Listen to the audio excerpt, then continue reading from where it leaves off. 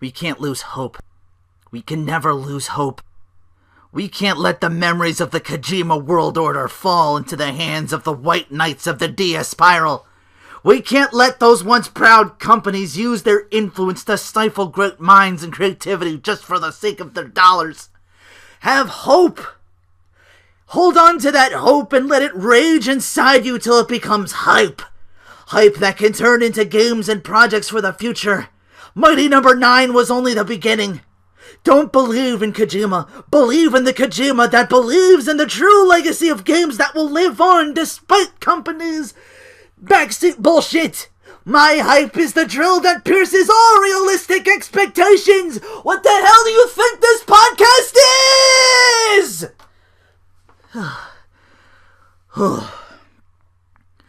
Okay, thanks for coming. Oh my god, I'm not going to be able to follow that with stupid shit like that. It's going to be like, oh man, Wrestlemania is going to be awesome. Oh man, I'm already getting lightheaded. Shit. I've never been that level of hype for anything in ever. I don't think. I was just like, maybe back in my early year days where it just like was like either like you're at that young age where you're either 0 or you're 10, like my nephew. Just like my nephew would just like my brother called it if you've seen them Starburst commercial, it's like from the land of intensity. That's my nephew. Like he's angry at 10, he's sad at 10, he's happy at 10. Like there's no like no Toonami 8 out of 10, which is what I if I could draw, I'd actually do that thing where he says on Inuyasha, he's like, I want a sword called the Tom Saiga. I would have the power to give video games an 8 out of 10. I don't know what else it'd be weird for, but it would probably be really, really awesome. I used to be like, I guess you just throw it. I'm thinking Sly Cooper 2, where it had like the secret weird Toonami code. I don't think they have that in the remastered anymore. I forget. They probably took that out. I don't know. It's not the same Tom. That was like way years back. Alright. Just going through a couple of things real quick. What have I been playing this week? What I've done so far. I finished... Well, not really finished, but I did all the, Conquest mode, I think it's called, or something like that for, Dynasty. Samurai Warriors 4. Which is just like a map screen going through all the different places and everything, getting everybody. I got all the weapons. Now I just gotta go through everybody's, like, story mode campaigns and do all the objectives for that, and I should have the platinum. That's gonna take a while, because I've been redoing missions over and over again. Because sometimes if you fuck up, you gotta go back and do it again, you know. But I got everybody's rare weapons now as a result of Conquest mode, so everybody's like really, really strong. So that game was fun because I like what they did with the new attack with the triangle, like the rush-in attack where you just go through a bunch of dudes. It reminds me of whatever power they had for it's like very reminiscent of the second Gundam game, where if you have like, it's like a skill where if you use like your dash, you can dash into enemies and like do damage to them that way. So bringing that back was like really cool. It's like triangle, and you just go through like real normal enemies, like enemy soldiers and stuff like that. It doesn't work on like actual like named officers. They'll block that shit, so you actually have to melee them or do like kind of think outside of just pressing that single button. The only real gripe with that game is how long the compared to other Warriors games, like the messages that pop up, they take like an extra 2, 3, 4 seconds to go from section to section, which again was like a problem for when I was looking up on how to get the rare weapons. A lot of people would just say, just do Conquest mode, just do like that big map thing, because they're like time based, and because the take too long, you're like sitting there, and it happens more often than not. And sometimes you get interrupted with it, like the game will like stop and tell you like, kill these 2 officers or get this number of KOs, and the game will just stop, and which doubly pisses me off, since 9 times out of 10 I'm on horseback to get, which is the quickest way to get from point to point to where I need to be, And if you're riding along and that message pops up, it stops you from moving for a second. So you have to like stop and start up again. It happens every single time, which, you know, it would be okay. It was just the one time, but it's just over and over again. And I'm still going through, I just, like, I've been at work doing not really that much Bravely Default, but I did get all max level. I finished that little town thing, Lorende, so I wanted to make sure I got that. I want to make sure I got everybody's jobs up, because I kind of want to have a set thing on what to do. So, yeah. And if you guys have played it, you have any tips or anything for, like, the party? But what I have right now, what is it? I think Tiz is my, like, I got everybody else, some of their jobs up so they can do more things. Like, everybody, like, I got red mages all the way up so they can get more spells to cast, which I think is what I did with my 2 females. Because you can have, like, your main job, and then you can equip, like, a secondary job on top of that to have other things. So you can be, like, you're a pirate, but you can have ninja shit, too, if you want to equip that. And you can put stuff on that as well and do their outfits. And then have their skills offset as well. Which is good, because now everybody has the, it's either ninja or pirate technique that has a cleave, that if you can kill an enemy, you get a chance to, cleave will go off and you can swing again. So, and when you're using a bunch of brave points to swing every turn, it really adds up, especially with my pirate ninja Tiz, who is my hardest hitter, but because I'm also a ninja and I have those skills up, he, instead of, like, where it's like, I think it's like 8 times you usually get for, like, a max attack with ninja, it doubles to 16. Or is it 16 to 32 or something like that? I don't know. He might have been dual wielding. That's why he was getting so much. Yeah, it's ridiculous. Especially if you have, like, the axe lore from the pirate, because that's, like, the strongest weapon. So yeah, Tiz is easily, like, my heaviest hitter, like 300 attack. I don't know how to beef that up anymore, and I already have. Although I do know there's some enemies I can swipe shit from that ups my stats or whatever. I'm still not that far in the game. I haven't even gotten to, like, I've just stepped on that continent with all the ice around it and everything, and there's just enemies there, and it's just like all these different paths you can take to, like, where the evil castle is. There's, like, a slow path that's, like, really, really long and winding.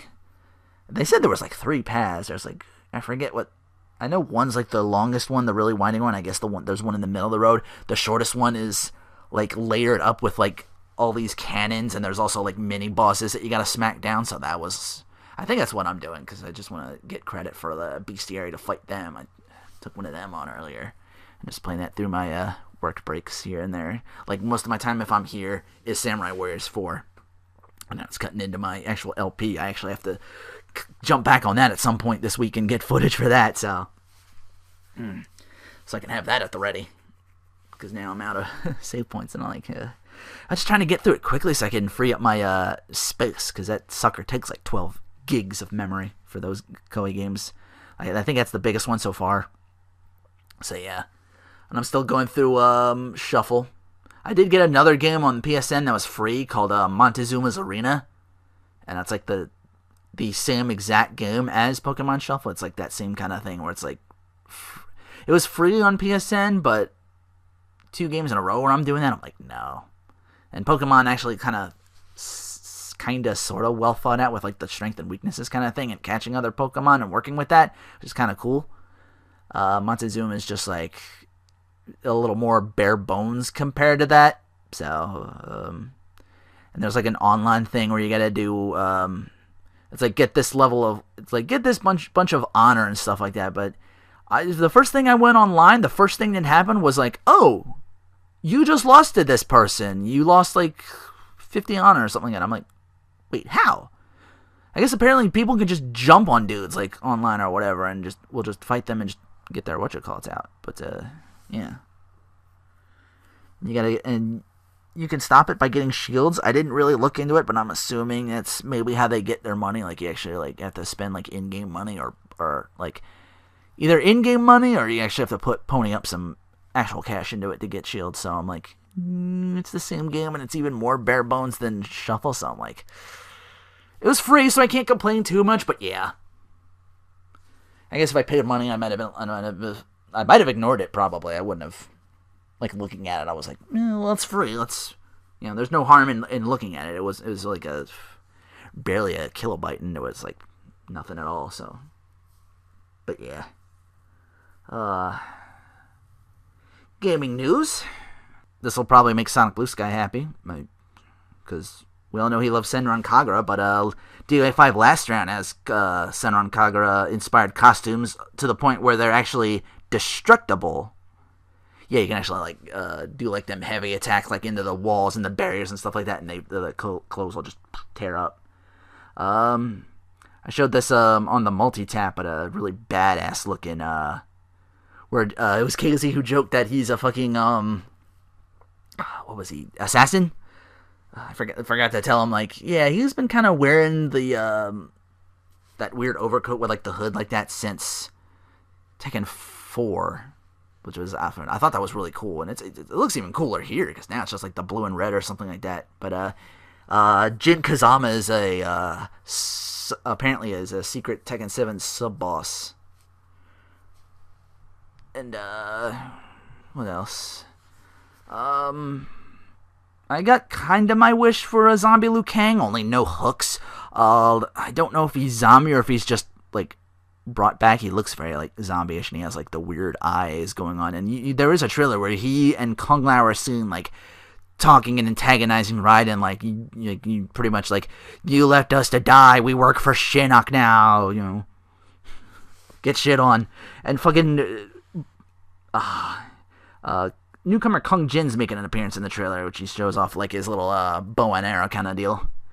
And in the story mode, I saw like an unmasked Sub-Zero. Kind of looked like Kano at first. I'm like, wait, that's not Kano. He doesn't have the whatchamacallit. I'm like, is that Sub-Zero? Maybe. Okay. He takes the mask off and becomes like, I guess, Grandmaster Lin Kuei or something like that. So yeah, Shinnok is like, I guess, the main bad guy in that, which is cool. So he'll probably be playable, like I said. Don't know if Bo Raicho will be in that. He did make a cameo in the story mode. I'm like, ooh. I don't know if we're ready for Bo Raicho. Who would probably be worse than that? Bo Raicho, I guess. I like Shujinko just because I do want mocap. Like, I'm not even joking, because I just think that would be hilarious.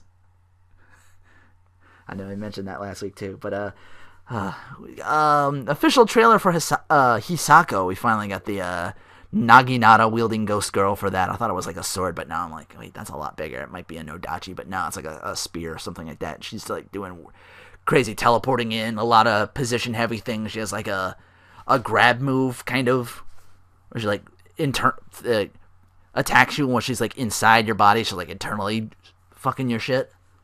A lot of quick combos or something like that, which I guess is the name of the game for, because it's all about the combos, baby. But of course, at the end of that, combo standing over Fulgor, and it's like, yeah, that's all you got, Ultra Tech? And lo and behold, fucking Cinder's like, nah, try me. So yeah, Cinder. We'll with the return of Cinder, will we get the secret idol? What you call it? Are they gonna do him as a boss? I don't think so. I think they're continuing with the story, so he's pretty much gone. But again, I don't know if this is a new Cinder, because I think the story of like the first game, like that Cinder, I guess like the fire like took too much from him, and he like just eventually evaporated or became fire itself or some shit like that. I forget what happened. Like the original 3 dropped. They could like Riptor could easily just be a new Riptor. It's just like it's another dinosaur. Like they don't have to be the same thing. It looks way different. It honestly looks more like fucking what's that one character, Talon from Primal Rage, because it's like more claws kind of, but it's got all that mechanized shit. I was reminded of Primal Rage, you know. I was like, okay. Wonder if a new game of that was coming out. Well, there was gonna be one, but I guess like humans turning into whatchamacallit, which is wrong. There's like a trailer there's like a sneak peek of that on YouTube if you can find it. That's when I remember seeing it there. Okay, next thing, scoping for Renoa. Sorry, I had my list down, so I don't even remember. I'm just, I probably should have stopped and started again, because I'm still kind of like lightheaded after that. Oh, should have gotten more. I don't know what it is.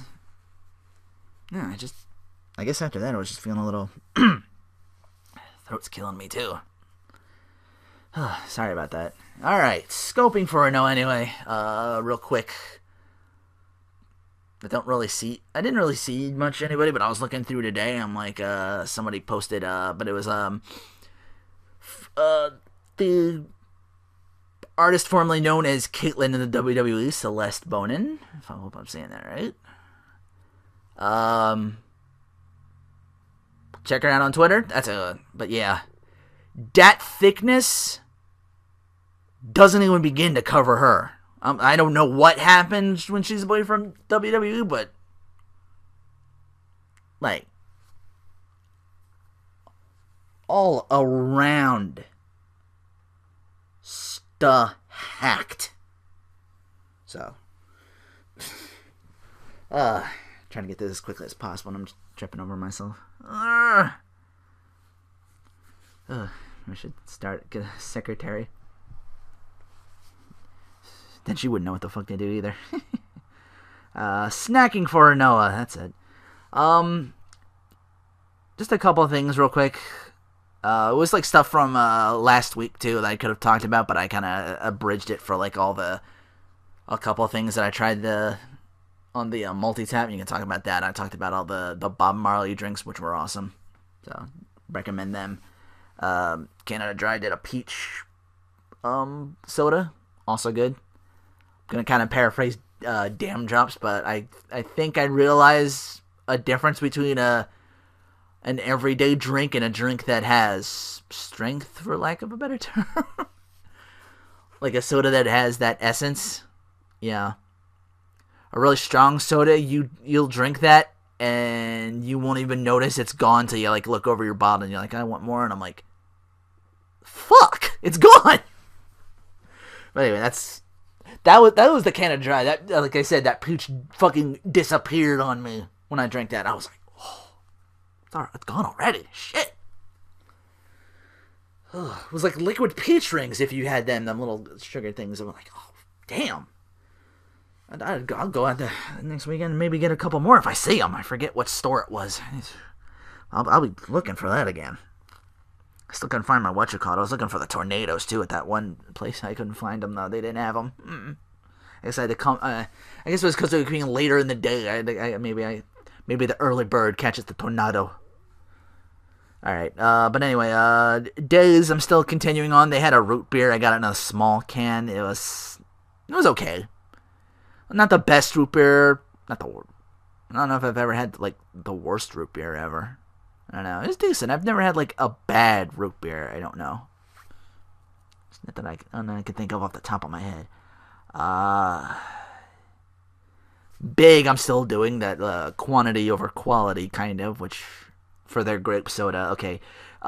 Grape soda to me sometimes falls into an all too common fate where they just became carbonated grape juice or them fucking tussin with carbonation in it, and Big is actually like a little less on the whole carbonation thing. So like it exists, but it's not like really big, like big brand sodas like your Dr. Pepper or your Coke or something like that. Like it's very a little less carbonation, I guess, just to put more soda in it. Maybe that's kind of the secret for them. But yeah, it fell into that trap, like I mentioned, where it's just like carbonated grapes, purple drink. Yeah, it's very bare bones. Body Armor. This brand, a new brand of sports drink, I guess. I don't know how new, but I saw it on the front of this thing where it's like Body Armor. Something. I'm like, all right.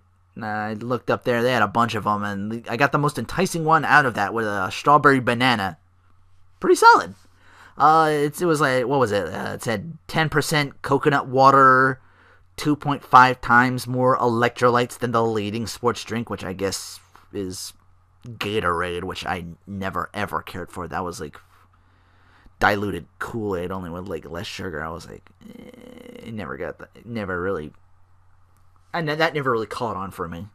But yeah, all that good shit. The electrolytes, potassium, a fuck ton of B vitamins, vitamins A, C, E, good stuff. So, alright, yeah. So, a sports drink, Body Armor, yeah, go for it. Better than Gatorade, I'll tell you that much. I don't know much about actual good for your shit energy drinks, but just by itself, I'm like, yeah, go for it. I finally get the chance to try the chocolate toast crunch. I told you about the French toast crunch and how good that was. If Nesquik made a cereal, which I think they did, if I remember correctly. I don't know. I've never had that, but this is like, wow. So this was like my best find. So, and even in milk, it barely weakens it. Even like it still holds up really, really well. Like it still like retains its crunch really nicely. So, which I guess is kind of the pull. So, hey, Cinnamon Toast Crunch, you're good, but French toast and chocolate are better. I'm starting to get a little winded there. I figured I'd relax and maybe eat something. What I have, I just remembered, I have a couple of things that I did. Rydom Wings, it reminded me of something on Twitter. Like, he was like, he posted a picture of the Welch's peanut butter and PB&J, like, little snacks or like little spheres. They come in, strawberry or grape, and I assume there's like a solid ball of like the grape or strawberry jelly, and then they put like sort of chunky peanut butter on the outside of it and cover it that way. So it's like a ball, but then they cover the whole thing with the peanut butter because they got like little like grooves or something like that. Like it's not like I don't know if it's not quite a like chunky peanuts, but I guess it's like enough to actually. I don't know. It's weird, but they're good though. They both of them. I don't know. Yeah. So I don't know. Which one would you guys prefer? Are you when you do peanut butter and jelly? Are you grape or are you strawberry? Yeah. I guess that's my question for today.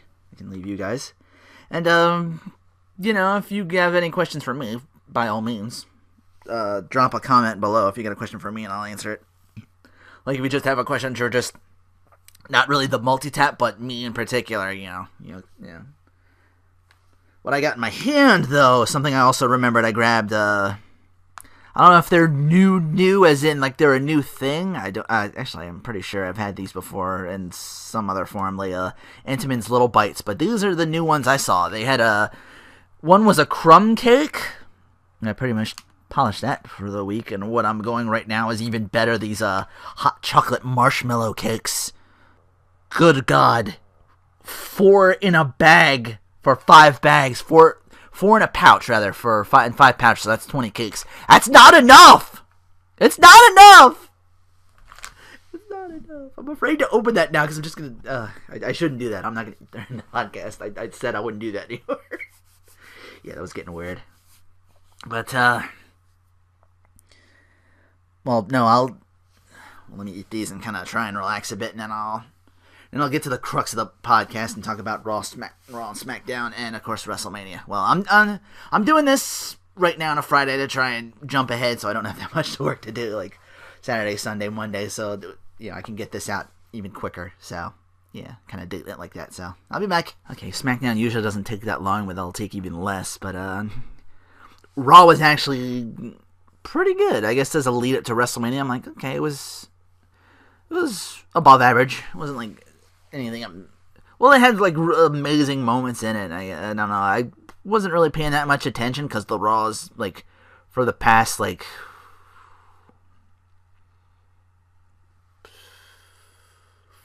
5-6 weeks in a row have been just So and I was playing more Samurai Warriors because I couldn't Samurai Warriors 4 because I couldn't put that game down. I'm just like playing that in between commercials, so I'm not really on Twitter all that much. And I got KZ on he was streaming like because his computer was in trouble, which happy to say he managed to get that out in like less than a day. So he got his thing where he needs to get that fixed, and hopefully it goes really well for him. So, but anyway, Raw kicks off with Sting finally taking the mic for the first time, and Cole keeps hyping everything up like, this is the first time it's been this thing ever. It's like Tony Schiavone levels of just hype, like the greatest history of our sport. Like, but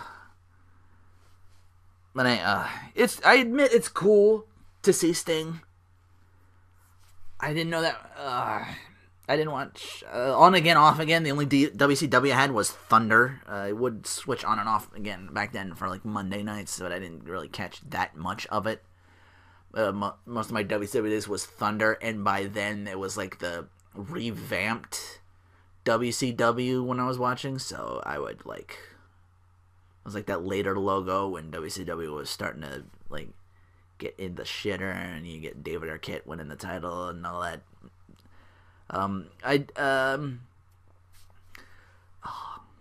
I did actually remember that one Nitro, because I seen a thing where people were talking about, it was the same night where Mick Foley won, as Mankind, won the world title over The Rock for the first time in his career, so he became champion, like DX on that side and celebrating. I had no idea that on the other side that they actually, WCW was actually doing that shit. Like they were like, yeah, Mick Foley's gonna win their world title. I have on good authority that Mick Foley's gonna win the world title. That'll put a lot of butts in seats. And I was like, yeah, it did. So I'm like, hey. And in the meantime, WCW, of course, the finger poke of doom. I look back, I'm like, wait, oh, Hogan was gone? Oh shit, he's back now. And then the whole Wolfpack thing. Because I was like on again, off again. I'm like, oh, they split. And then there was like a whole thing. And it's like, oh, they're feuding. Okay. And then their main event was like, poking down. This was, of course, a couple, I think it was like the Nitro just after Bill Goldberg lost the streak that he had, and he lost the title to Kevin Nash because of the stun gun. I didn't see that pay-per-view, but I would, they'd recap that shit, so I'd be able to see it that night after, and they don't, and I think they didn't use, like, when WWE recaps pay-per-views, they do, like, still images. They don't show, like, they don't tease, like, the whole pay-per-view. They tease it. They just show, like, still images of what happened, and there's, like, sound in the background. They show, like, the actual, what actually happened. It's very rare that they actually do show what happened, and it's usually, like, way, way after the fact. But anyway, kind of a tangent there to go on. Back then, it was just, I just remember that being, like, it was a very definitive moment, like, and I wasn't even paying that close attention. Like, I was just back and forth or whatever. Because I was mostly WWE, but yeah, I forget when ECW was on when I was catching that, and I was like, nah, not for me. I couldn't get into that at all. Try as I might. It was just like a lot of cursing and everything. I thought it was like Attitude. I thought it was just like Attitude Era light by then. So, like, and only you got to see more weird shit going on. And I was like, yeah, not for me. But anyway, let me get back into the swing of things and rambling all over the place. Sting takes the mic. He's like, he's here on Raw. Like, I've been known as the WCW soldier, and I've watched Triple H for 14 years do whatever he had to do to climb the ranks in the WWE. Usual backstabbing and all that. With that longevity of doing that, you probably built in your head that you think you're unstoppable and shit like that doesn't have any ramifications. And while, I'm not here to fight for WCW, that'd be kind of pointless at this venture, but I'm just here to take Triple H out. And Stephanie McMahon throws her 2 cents in. She's like, oh, yay, soak it in, because you're a big fish in a small pond in WCW, but in the WWE, you're a minnow swimming in the ocean. I'm the daughter of the man who eviscerated your career when WWE beat WCW in the Monday Night War. No, I seem to remember WWF beating WCW in the Monday Night War and then becoming WWE. Paul Heyman, maybe that was a promo I wanted to do, that Paul Heyman, that originator of the pipe bomb, the WWF will die this Sunday at Survivor Series, and of course he was heel at the time, so we were like, who gives a shit? And we're like, wow, hindsight 2020. But anyway, again, I keep reminiscing. I'll never get through this. I guess I can, because I'm gonna have a lot to talk about for WrestleMania and Raw. SmackDown was just which I'll get to. She's like, anyway, Stephanie goes on like, yeah, you're loyal to WCW, and that's why you never called us, in the same way that dogs are loyal. But also ultimately stupid, and I would compare you to a dog, but I don't want to insult dogs. You lost, WCW lost, you lost your integrity, your dignity, your pride, and now you're going to lose any respect your fans have for you at Mania 31 when my husband boots your ass. She's like, you're nothing more than a face-painted freak. Sting gets in her face, tells her she's a spoiled, entitled bitch.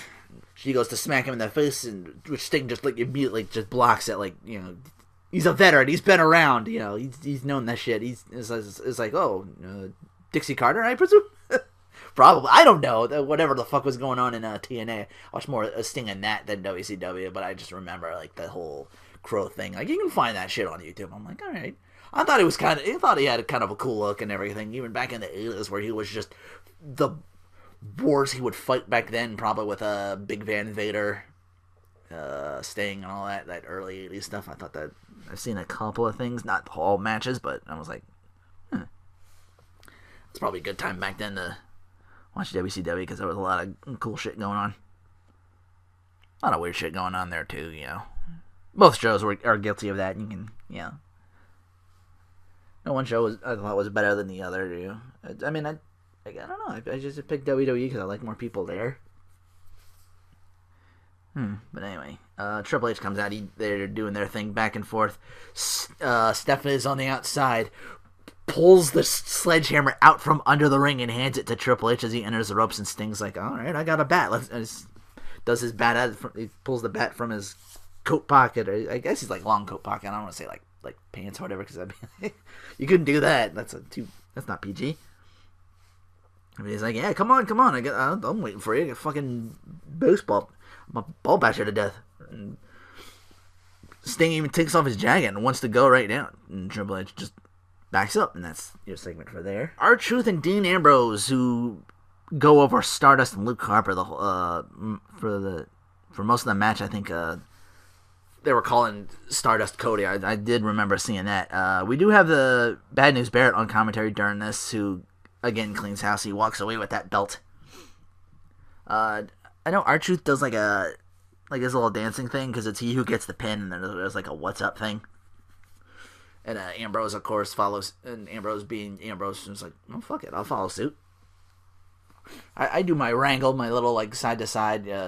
I don't know what to call it. It's I do my Ambrose thing, the little hand gesture with like the move my head side to side. If you've seen Dean Ambrose kind of like in the Shield or whatever when he's walking around, like his wrangle or whatever, like I don't know what to call it, but if you've seen it, you know what it is.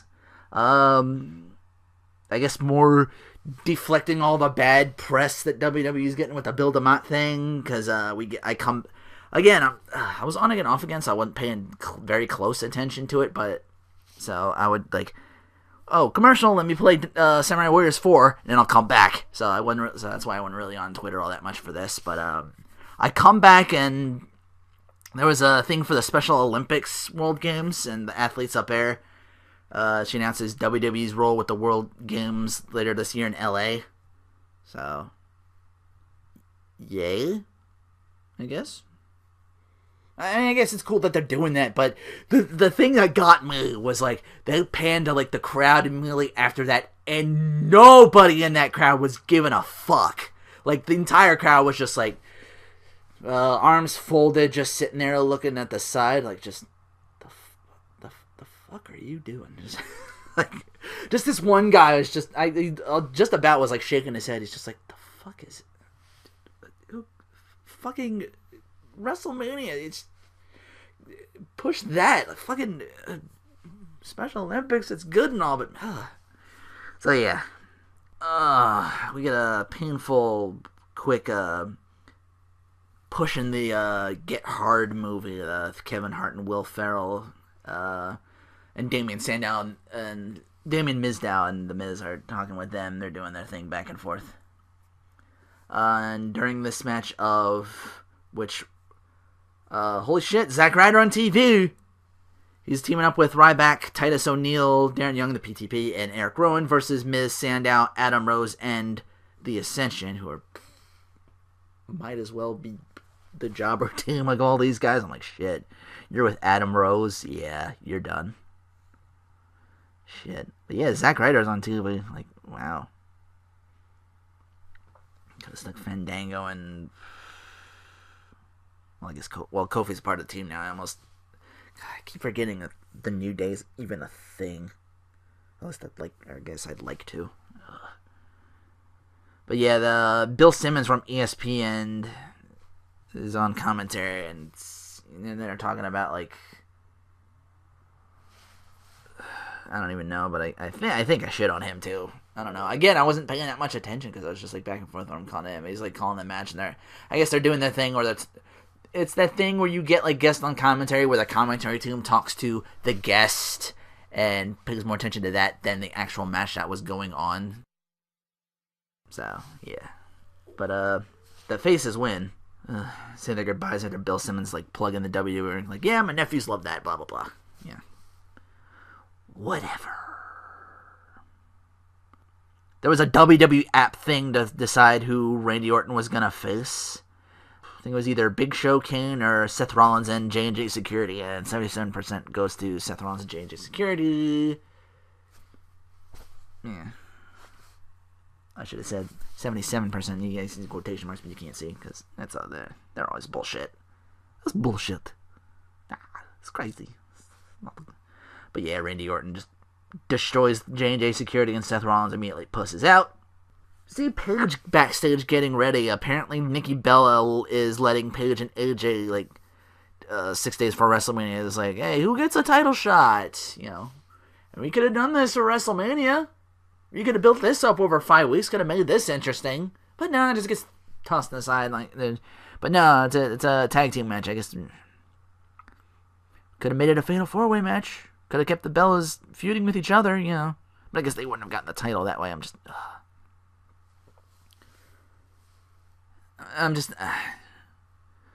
They could have made it a title match for WrestleMania. That probably would have been a little better than. Oh, I don't know. Cause it's it's a tag match. It's not for the title, so I don't want to say who cares, but it's ugh. Then again, it's the Divas, but it's AJ and ugh. It's getting harder and harder to convince myself at this point that I should care.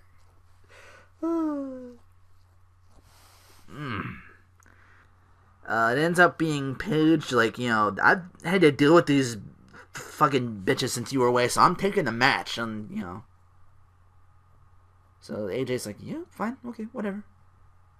Yeah.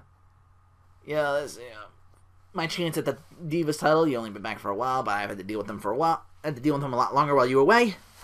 I would be crazy to turn down a title shot, and, of course, she said the C word, which rattles AJ, because nothing comes of it. She's I'm fine. I'm cool. I'm not going to lose control. So yeah, Paige and Nikki Bella for the title, and this ends up, Nikki falls out to the floor, and AJ runs over and takes out Brie to make sure she doesn't get involved. But, AJ, I think, is facing her. Paige is, coming out to the floor. She's oh, hey, good job, coming out from behind, and AJ just, thinking it's the other Bella that got up. Bam! Just decks her with a forearm from behind, and she goes down. She's oh, shit, I knocked her down. So Nikki gets, by the time we see that, Nikki takes advantage, rolls Paige back in the ring, hits her finisher to retain the title. So I'm okay. It wasn't a DQ. It wasn't, I'm alright, it was a cool match. It wasn't a DQ that I thought it was gonna be, the obvious thing just to keep the title for the WrestleMania, so she still has it. So. Again, dissension, so AJ's coming in to attack her, but Paige immediately just tackles her. She's you caused my fucking match. And of course the Bella twins are looking all smug, Roman Reigns style. Not really, but because they're not Samoan. I don't know. I don't know if that covers just mild, because they're not really mild smugness. They're just being Bella smugness.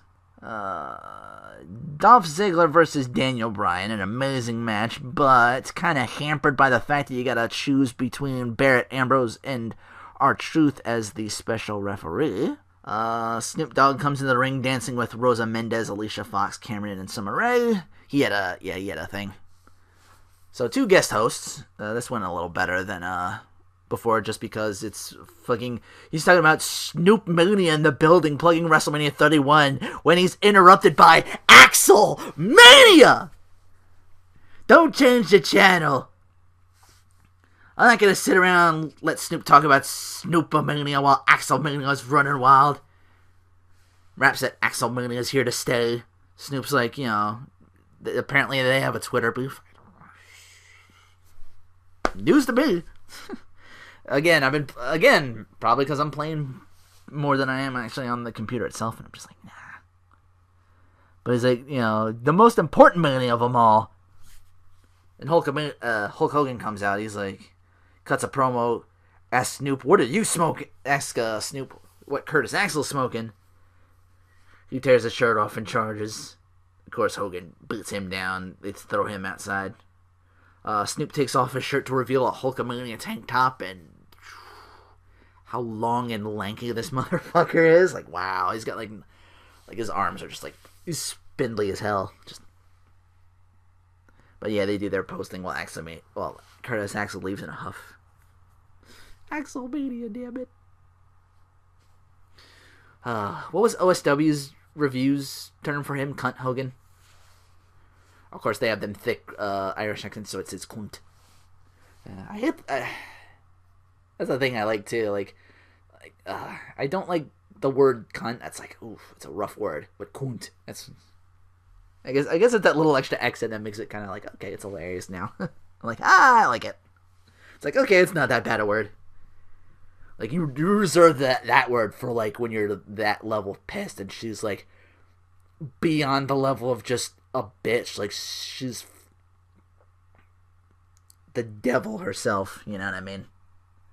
Like, fucking God. I don't like saying that word. Rehash with the interspecies match from SmackDown. Only this time the Usos and Naomi are on commentary. Only the Usos are sitting. I noticed Naomi is standing behind them. I'm like, where the fuck's her chair? Shit. Why isn't she saying anything about Natalya? Like, you could put their rivalry over too, It doesn't have to be just about the tag titles. I guess Chivalry is dead? Shit, that's your wife, man. Come on, she don't get to sit? Fuck. If I was Naomi, I'd be pissed. Like, I'd be hitting, like, Jay in the back, whoever, I forget which one is she's married to, but I'd be hitting one of them back there, like, the fuck's my chair? What are you doing? Oh, if I was Naomi, I'd be pissed. I mean, I'm just like, come on. Like, I gotta sit down, too. Like, I'm just gonna stand here and let you... Yes. I guess to kind of do the whole Natalya and Cesaro thing where they're, like, at each other, too. But yeah, Los Matadores and El Torito win, so it's not as cool. It's not the thing from SmackDown where Natalya, like, El Torito goes up top and Natalya fucking powerbombs the shit out. It's like a sit-down powerbomb. Oh, it was awesome. It was one of the few good things about that SmackDown, honestly. I'm gonna get to this SmackDown after this, but Rusev for Jack Swagger, that goes about as well as you'd think it does. I do notice that Lana is not here, and of course the crowd's like chanting for like, we want Lana, but I think she's shooting a movie or something like that. But yeah, he drops the accolade on and he's not breaking it because Lana's not here to tell him to stop doing that. He keeps that hold, so it takes John Cena's music to hit till he does that, and they throw down for a while. And this time Rusev gets the upper hand on this beatdown. Like, Rusev has revenge on his mind. He lays a baiting on Cena. Throws him through the table and shit and all that. It's reminiscent kind of what Randy Orton did to Seth Rollins. Only it didn't take like 10 minutes. It took a while. It did take a lengthy while. But it's just very reminiscent. He drops that Russian flag at the end. He's just throwing Cena into the table and applying the accolade on top of the table. He finally falls down from it. Like, the table's already broken, and he's just like on the wreckage, just applying the accolade. So yeah, Rusev finally got so Rusev gets a little upper hand. He gets a little momentum going into his U.S. title match against Cena. I don't know if Lana's going to be there for WrestleMania, which might be the only reason some people might pay attention to that match. I just think it would be kind of cool. But yeah. Bray Wyatt segment, he's like, why are you hiding from the truth? It's because you're afraid. You're embarrassed to show the world who you truly are. I get that.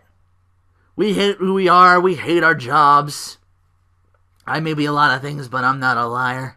The Undertaker's just like you. He's a liar, too. That rhymed. He didn't say it like that, but I've been sent to take the Undertaker back to that other side, and you see a storm start to brew. And it's like, man, that's the Undertaker? I'm like, no, Bray Wyatt continues talking. I'm like, okay, this is... Like, Taker's guilty! The only thing Taker's getting at WrestleMania is his fate sealed by Sister Abigail's kiss. I'll take my rightful place among the gods as the new face of fear. At WrestleMania, Undertaker, you finally can rest in peace. Weird segment backstage with Natalya getting ready, and Tyson's got one of them little curtains in the room with like you can't see anything. It's like she's behind that, so Tyson Kidd, he's talking about true love and it's sweet. And it turns out Tyson, you can see on the other side, he's talking to chicken fries from Burger King. They're back, which is probably the only decent thing from Burger King I actually like. I'm not a big fan of Burger King. They can't even do chicken sandwiches right, but them chicken fries, man. And of course I love that commercial, like, yeah, chicken, you got a lot of nerve hanging around them French fries, man. Maybe you think you want to be a French fry. It's like, yeah, maybe I do. Like, oh, maybe you do, okay? Yeah, maybe I do. Yeah, maybe you do. Maybe. I do want to be a French fry. Sorry. Ziggler goes over Daniel Bryan, and this match was amazing too. And Dean Ambrose won out with the vote, so he was refereeing the match. So, which I guess kind of keeping the thing with like him calling them a turd. Well, Ambrose and Ziggler called Daniel Bryan a turd, like on SmackDown. I don't know if anything ever came of that.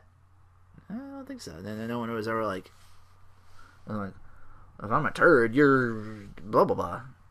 I guess they dropped it or something and calling him a turd. Thankfully, they're not bringing it up again like every week with like they're not calling him like, it's not like Owen Hart where they call him like the Nugget, like, because that one stuck, unfortunately. Ziggler goes to celebrate, and Ambrose just immediately, like, he's trying to wave him off or something, and Ambrose is like, well, fuck it, match is over. Boom, dirty dudes. So they're all, and everybody else comes out, they're all fighting out there. We get the little ladder up in the ring.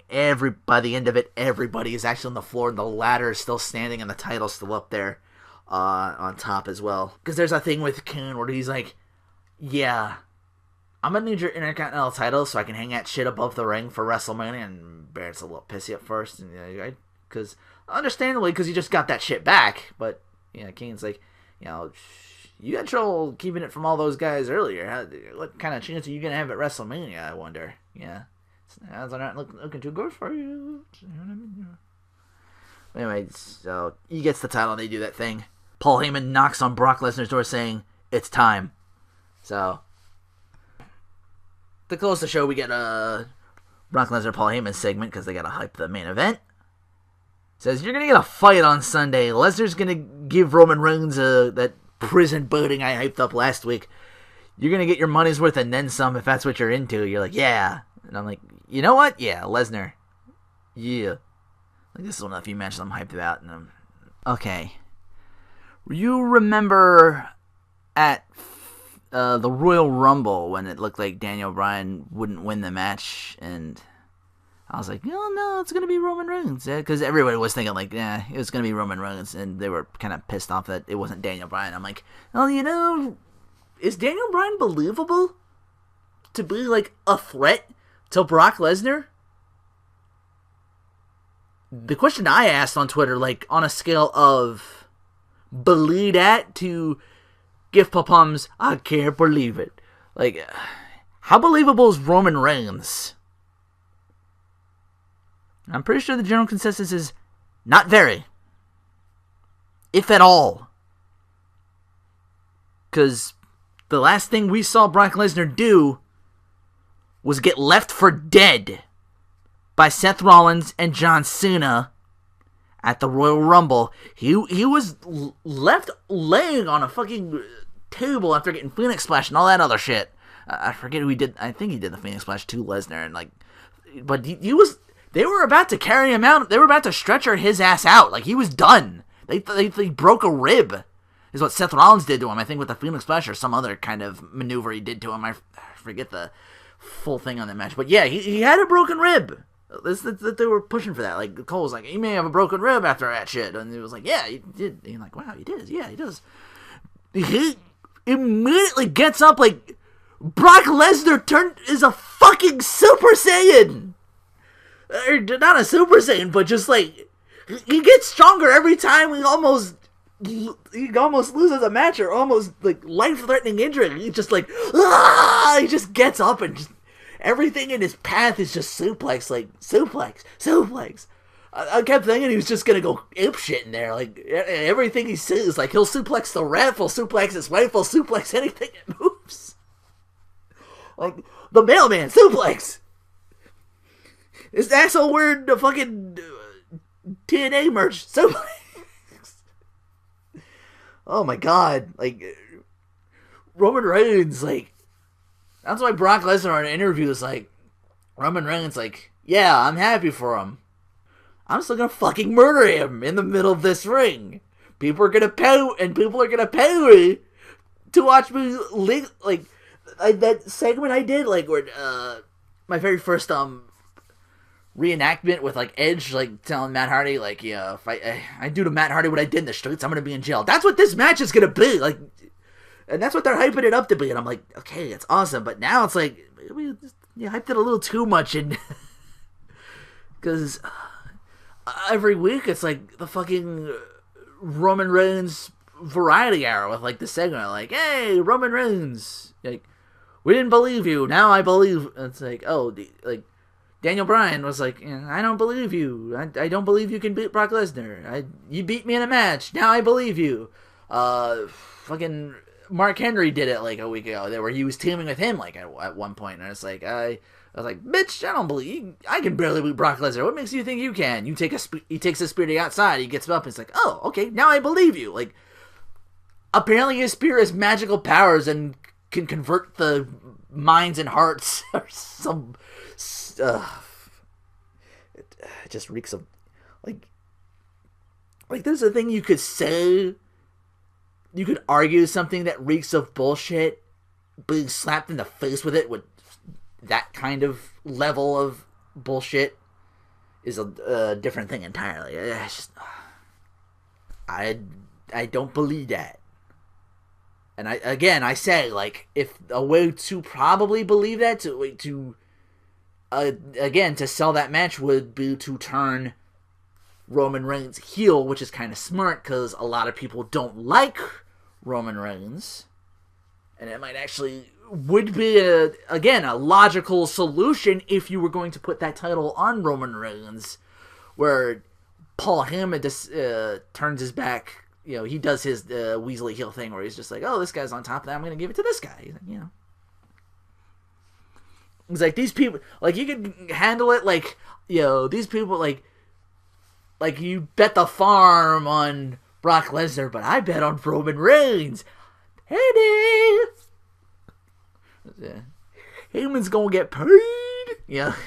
You do it like that. I don't know. Something. It's Paul Heyman. You could think of something. I said you could sell, like I mentioned that tweet where you could sell alcohol to CM Punk. Seriously. But yeah, anyway, the last segment is just the whole thing. Heyman reminds us, you know, the streak, John Cena, you know, they couldn't do it. Like, what makes you think you can? Reigns music hits, comes out to the crowd. They like a few like it ends up with like Lesnar with the title. He's like, he holds up the title, and Reigns like grabs that belt, and then he holds it up. And Lesnar, they're like back and forth. It's like, no, it's my title. I want it. They're just oh man, it's so goofy. Oh man, like that was not a very strong ending. It wasn't very Roman Reigns. all it was missing really was that segment where it was Cena and I think Cena and Ryback. It was because it was a triple threat. Like they were looking at the title, and it was Punk's title time, and Punk just looks over the apron. And he's just like, but that's my title. Like, that's my title. It's just, oh, that's all it was missing. I wish someone would have photoshopped that in somehow. Like CM Punk just standing outside, like, that's mine. It's my title. It's my title back. Give me my title. give me my title. All right. SmackDown wasn't much going on. We had I forget who it was. It was like to put over the pre-show match where there's going to be like the Matadors, the New Day, the Usos, and Cesaro and Kid vying for the tag titles.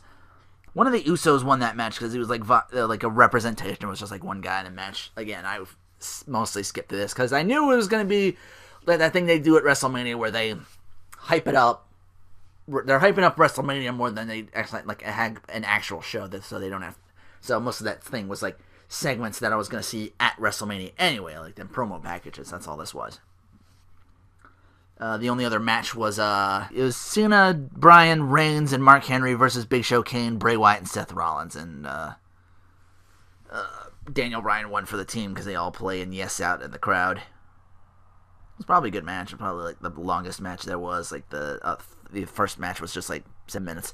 The big things for this, as far as the promo packages went, was like me, you don't really care about ESPN, but that's where the story broke. Like he was, because Brock Lesnar was on SportsCenter, talking about you getting interviewed by someone there. It's like your contract with WWE was coming to a close at WrestleMania. This WrestleMania was looking like to be your last night. Are you going back to MMA? And Brock was like, No, I've accepted that my MMA career has come to a close. I've signed a new contract with WWE, so I'm staying. So, that was the one thing that might have actually made that match, like, again, they could have that thing where, I guess they had to do something, like, to try and keep the title here, was the main reason. Vince wasn't going to let that walk away from him again. I don't know if they were going to rehash that. That might have been kind of interesting. They could have done it, like, the right way. Which I guess to keep that title off the TV, it's barely on TV enough as is. It could just be Brock Lesnar sitting at like a UFC game with like the title, and he's just saying, "Oh, that's funny." Just watching like, you'd be watching CM Punk like his fucking or his whatever his weight class is. Like they won't put him in the ring with Brock Lesnar for MMA. So for those of you who are thinking that even before this, I was like, no, there's weight classes for a reason. I think in a real fight, Brock would just, like, look at CM Punk and eat him. Who was it? I just remember this one segment. I saw it on YouTube. It was a comedy thing. Not Seth Rogen. Is it Seth Rogen? I forget his name. It's Rogen something. It's the host of Fear Factor, but I can't remember his name. He did the MMA stuff too. But yeah, he was talking about like, I'm not scared of Brock Lesnar because he's bigger than me. I'm scared he's gonna use me as a makeshift cock sleeve to fuck something bigger. Like he would take me and use me as his condom, just fuck a 600-pound gorilla, like fuck something bigger than he is just to see if he could. Like it was like the visual of that. I'm like, yeah, you could. CM Punk would be. You'd wear him like a necklace. Shit. Oh, man. And then the other thing was AJ and Paige kind of had a talking segment where AJ's like, you know what? How the Bellas are using me and Paige's mutual love for that Divas Championship. Yeah, I was the longest reigning champion. Like waifu, like husband. She said that, we're going to beat. So yeah, I'm gonna beat the Bella Twins at Mania, and whether Paige wants to be there for that or not, that's up to her. And Paige is like, damage. You're like, oh, you're all damage control. You love that championship, so you're jealous of anybody getting close to that, including me, and that jealousy made her stop me from winning. And AJ's like, yeah, I do love that championship, and what I want, I get, but that's not what happened Monday, and. If you watch back, you saw that, And neither one of us, honestly, is a threat to the Bellas at WrestleMania if we're not on the same page. And I could easily screw you over. And it's like, yeah. They were like, yeah, you're going to screw. Like, Paige, I think, was like, how do I know it's not a trick? How do I know you're not your old crazy weasy and you're trying to screw up? And she's like, because I hate losing. I know you hate losing. So let's put our differences aside and fucking beat these Kardashians from winning. And she actually calls them that. So it looks like they're going to shake hands, and Nikki was like, the Bellas come out and it's like, you're jealous. Everybody wants to be the Bellas. Nikki taking a shot at AJ said, Lesnar working more days than you did last year. She was fucking married and, fuck you, Nikki. I don't want you talking about Brock Lesnar. Who gives a fuck? Shut up, Bellas. Ugh. Yeah, Nikki was running the division while she was gone. I'm pretty sure Paige was kind of a part of that while you were feuding back and forth. Oh no, she won that title off of AJ Lee. I'm sorry. Completely forgotten, or at least want to, again. Because, fuck that whole segment.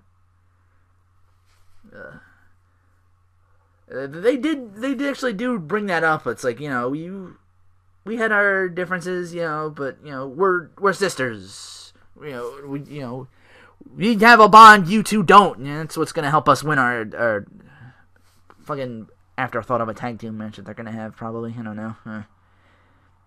And Paige is like, he's like, every diva wants to be like us. And Paige is like, no, not me and AJ over here. We like our individuality. We're not being afraid of who we are, we like being the freaks and the geeks, AJ's like, yeah, this is what real women are supposed to look like, that is you two plastic tanned out bitches. So I'm like, yeah, cool, awesome. Nikki's pissed now. She's like, real women do shit about their problems, and they start to head to the ring, but then they immediately back on, and it's like, yeah, we'll see you at WrestleMania. And AJ and Paige are on the same page. So yeah, a lot of hype messages or whatever for SmackDown, but yeah, that's it for now. Just trying to get this out of the way as quickly as possible. Alright, and cut out now, and then I get to talk about WrestleMania. I hope it was good. Fingers crossed. Okay, it's Monday now. I get to talk about a couple of other things, but mostly WrestleMania. Two things in gaming news real quick that broke out since Friday. We got a deeper look into the gun-toting Aaron Black for Mortal Kombat 10. He is from Earthrealm originally, but is staked out in Outworld and is working for Kotal Khan, the new big head honcho down there. His X-ray is the coolest because he fires a bullet with the opponent's name engraved on it as it just whizzes towards the opponent, and it's just like it's a friggin' magic bullet through like 3 parts of the opponent's skeletal structure. Interestingly, the only X-ray I've seen so far that leaves the opponent standing, so that could be a chance to bleed into something else beyond the X-ray or something like that. I don't know. So interesting. It's just something I've noticed. His fatality is pretty cool too. He shoots a hole in your chest, and his other thing is like he has these little vials of like sand that explode, and just a bunch of sand flies out. He uses that for like I guess like getaway or something. And I've seen him throwing it at the floor and like normally, but he throws the sand grenade in there and shoots that grenade, so that blows up, and as it expands, it just fills the body, and just like the mouth, ears, and eyes just pop right out, and all the sand that's inside just expands and just spills right out. It's like a fucking mountain of sand just in front of him. It looks like the fatalities are more about showing the damage done rather than what 9 did, which was fatality, then the winner does like, yay, I killed that guy. I like this a lot better. Like, it just emphasis on the damage. It felt like some of the fatalities in Mortal Kombat 4. I'm like, I always like that, so I'm like, okay, cool. It's like the Sub-Zero is a great example of this. 'Cause I remember his what was it, like Cold something? I seen that in like a preview or something like that. NetherRealm Studios was doing a thing, but I forget what it's called. But it's like he makes a floor of icicles behind the opponent and kicks it into them while they're laying on the spikes. He stomps on them to push them down further, and then does an additional grind as you see the opponent just go like through the spikes that much harder. Like it ends up like one of the spikes is through the mouth and the other one's like through one of his eyes, and it's like, and that's the thing the camera stays on. Like it's just like he's just laying there, the spikes through him, so you get to survey like how much damage is done. I'm like, I like that. And you get like in a sidebar, it's like Sub-Zero wins, like in an upper corner or something like that. It's probably depending on player 1, player 2, like left, right, or something like that. I don't know for sure, but yeah, it's just like Sub-Zero wins, like in small letters, and then there's like a border on the bottom, and then in little bigger letters in red, fatality. So I like that. So yeah, we got to show off him. We also got to see Shinnok, who is indeed confirmed playable. I was kind of blazing through just to see what he did, like just because it showed me like X-rays and something like that. I know one of his styles is called Necromancer. It actually changes his hands to skeleton, like it does away with the flesh and lets him throw out giant bone hands. So still no Havoc though. That's who I would have. That's the only other character outside of the like newer Mortal Kombats for like the PlayStation 2 era I would have liked to see, just because. Just imagine the weird, freaky shit it could be able to do in that game, like something like as current gen as the PlayStation 4, Xbox One kind of things, you know? That would be cool. Anyway. But the other reveal, or, well, not really a reveal, we just got, like, a name and more info on her. The other female character might have seen earlier get leaked. Josie Rizal fights using Eskrima and kickboxing, and her name is taken from the Filipino hero and revolutionary Jose Rizal. It also revealed Jin, who we see in, like, the new outfit. Kind of like it was like the black coat with like a red like armbands or something like that, or I don't know how to describe it. It also shows now he gets a new design. Devil Jin does not. Like Devil Jin's still wearing the shit he had from like Tekken 4, Tekken 5, like the black paint with like the red flame over it or something like that. I'm like, dude, at least update his look too. I thought it was weird. And I tried a couple of things on the way over because I was going shopping and looking for things. They didn't have what I was looking for though, so I went there and got a couple of other things. Just 2 things real quick. Top Pop Orange, very sweet, but then again, it might just be because the last couple of orange sodas I had tasted more like the peely orange rather than the actual orange itself. I was enjoying it though. Made me think if Tootsie Pop ever made a soda. Like, that would be really cool. Like, it's that sweet level of orange. But again, I don't know if it was just because I was drinking the other stuff or not. But yeah, I like it. Top Pop Orange. So I'll be looking out for that brand. But yeah, if Tootsie Pop ever made a soda, especially since Jolly Rancher has theirs, so it might be time for them to jump on that bandwagon. I've seen the brand Top Pop for like a while, and I just never really tried it that much, but I'll keep an eye out. I was looking for more days, but the only ones I saw were in these giant 3 liters for like newer sodas. So I'm like, no, this would not fit in my fridge. The other thing I got to try, I got right now, kind of just milling this around. Peace Tea Sweet Lemon Tea, which tastes more like tangy lemon tea. It's more lemon than tea, and not in a good way either, you know.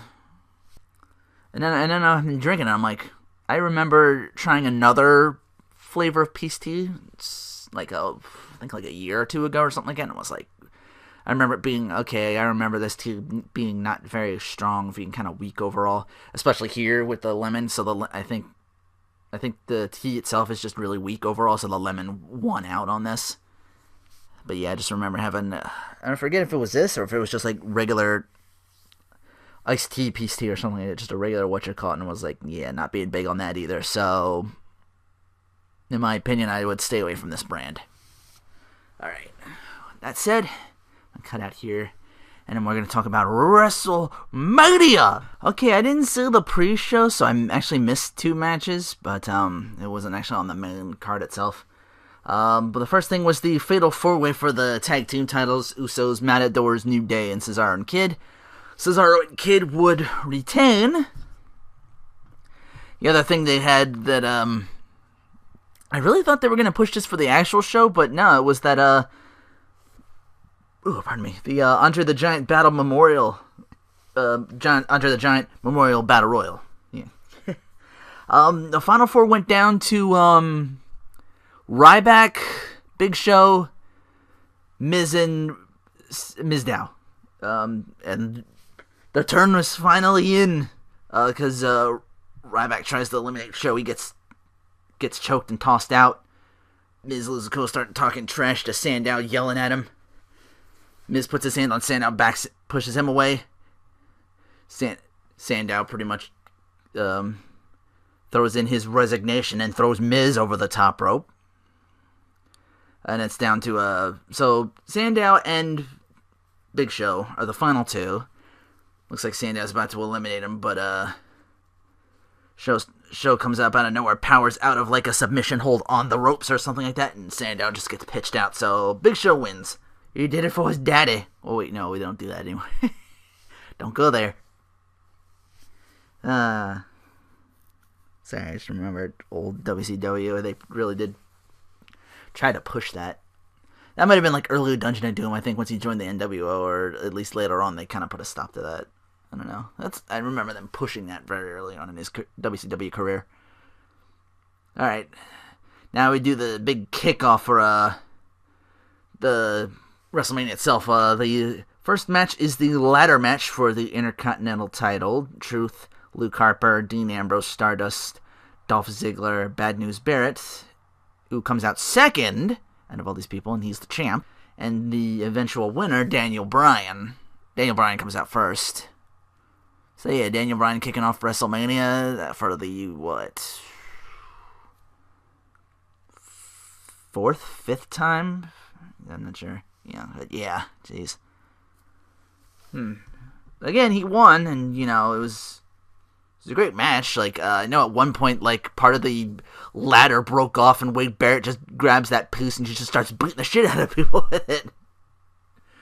But yeah, it comes down to, the final two on top of the ladder, that one last spot for, it's Ziggler and Bryan, and they're just, like, trading headbutts with each other, and it's, and eventually Ziggler gets knocked down. Like Bryan wins that war pretty much, don't butt heads with a goat, I guess.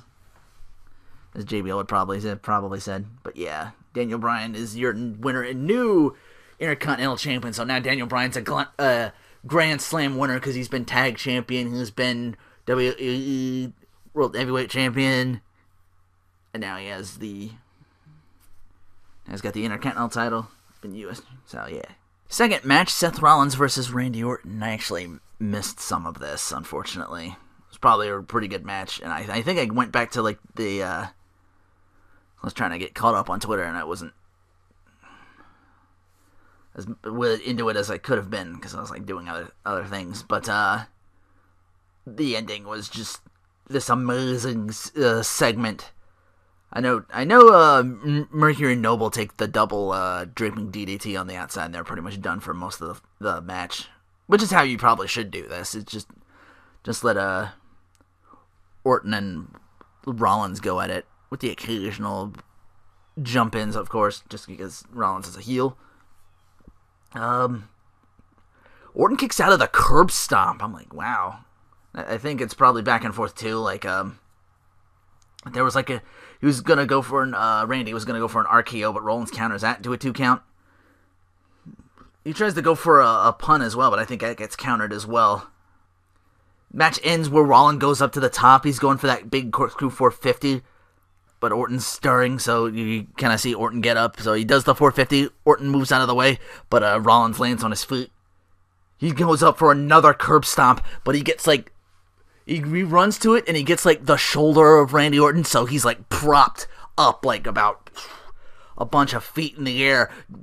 Just fucking RKO'd the shit out of Rollins after that one with hang time. He goes to the curb stomp and give me, it's just boost. So he's up there just dangling about 7-8 feet in the air.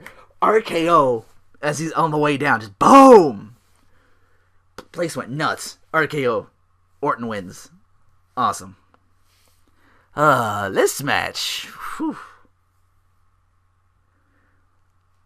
A Fire Pro Wrestling dream, I guess, because I've seen it all the time. Well, I'll get to that in a moment.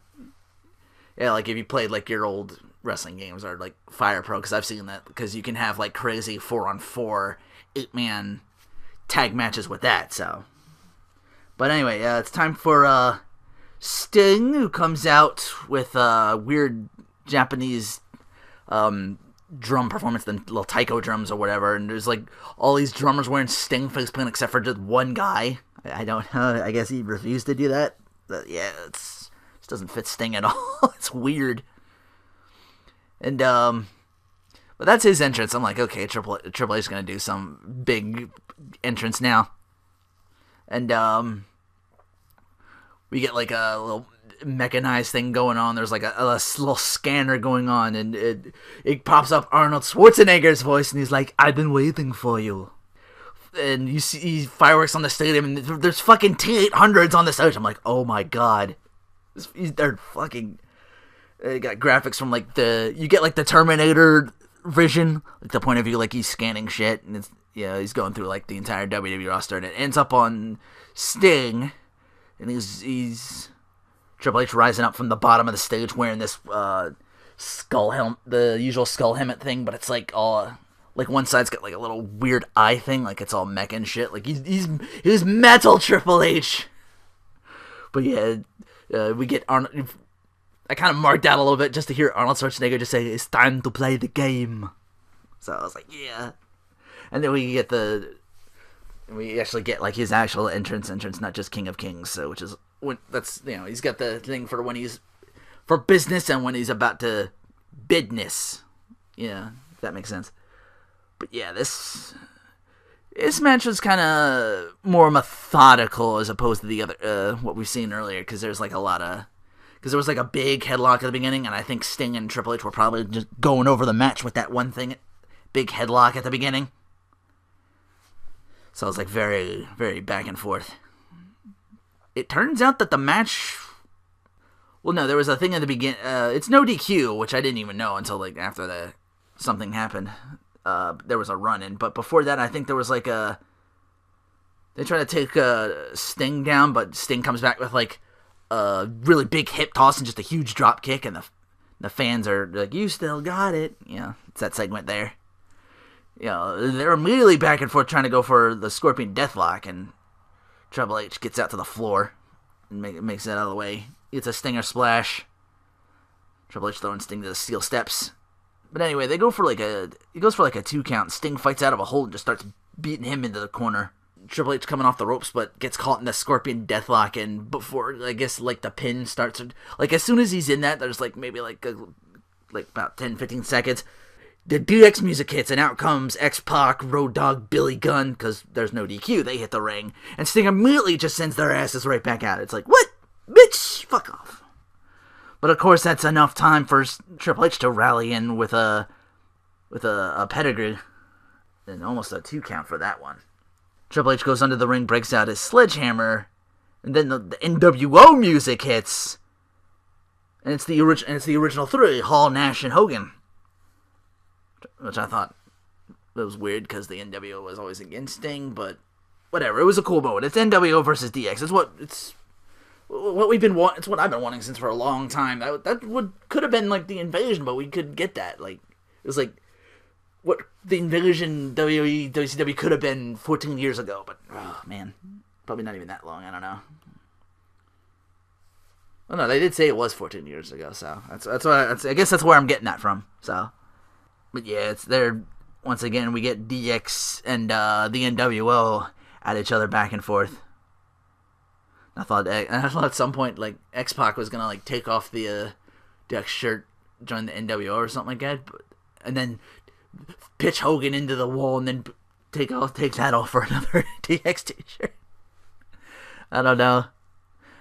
Well, I don't know. Maybe it's probably like Click before Hogan, you know what I mean? Even though Nash and Hall were part of that. It's just a really, really cool moment. It's like this match was like Sting can go, Triple H can go. You get all these other guys in the ring to kind of make it something special, make it something like it's not gonna be like the match of the year. It's not gonna be match of the year, but it's like it's definitely a moment you're gonna remember. And of course everybody's like, this is awesome. And it ends up Sting again goes for that Scorpion Deathlock, but you see Shawn Michaels out of the ring, bam, sweet chin music, and then Billy Gunn throws the hammer to Triple H, and it looks like he's about to go after him, but we got Scott Hall with the black bat to get handed to Sting, and it's like, all right, here we go. Somehow the bat splits a sledgehammer handle in half, and Triple H is like, oh shit, and then just unloads on Triple H.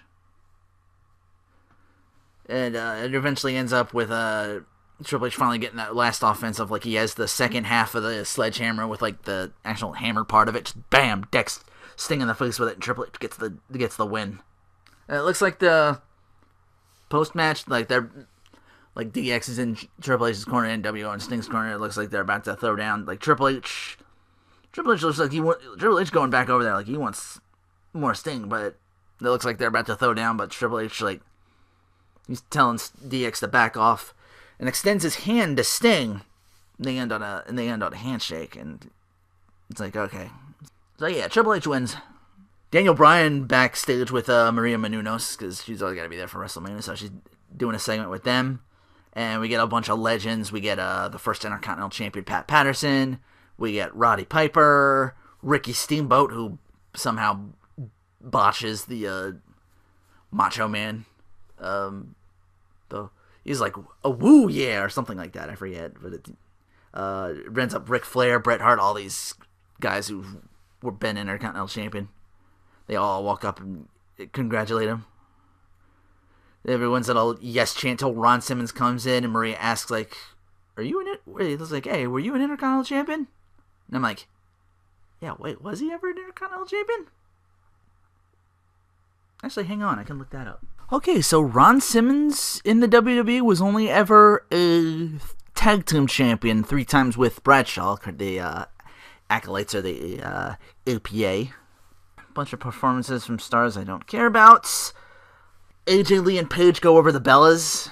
For the most of the match, it looks like it's Paige for most of the match, because you see AJ, like, she gets chip shotted and she's knocked out to the floor and she's just, like, down. Like, everybody on Twitter was like, it looked almost exactly alike. That was the funny part to me, was, because they made a fucking action figure of, Yamcha from Dragon Ball Z post Cyberman attack, like, him laying on the floor, just not unconscious, just not moving, because, you know, because Cyberman killed him, yeah.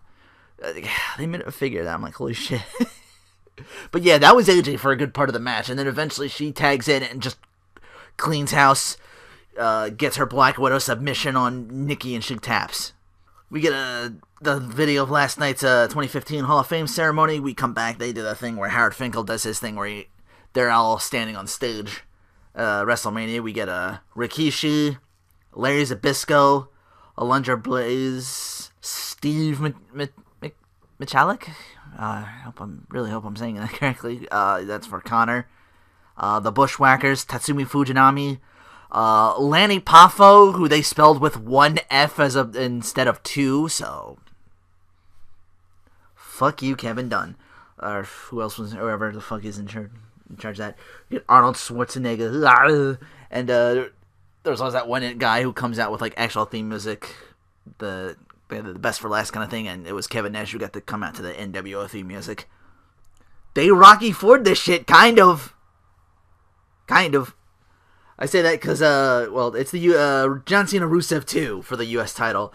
The Russian national anthem starts us off, and we, like, all these Russian soldiers doing this big march with this large Russian flag to the ringside arena. Lana's in the middle, is in the front of this, just leading this procession, this parade.